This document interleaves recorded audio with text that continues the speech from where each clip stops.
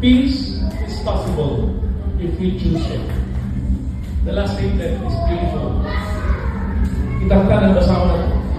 The dignity of life is not a political position. It is the foundation upon which every lasting peace has ever been built. For Leo XIV asked the world to remember this before it is too late.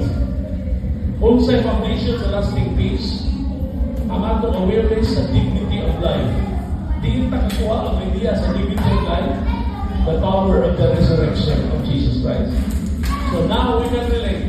It's worth celebrating sa atong mga worship and prayer meeting because this is the most powerful news the world has ever heard of, the resurrection of Jesus.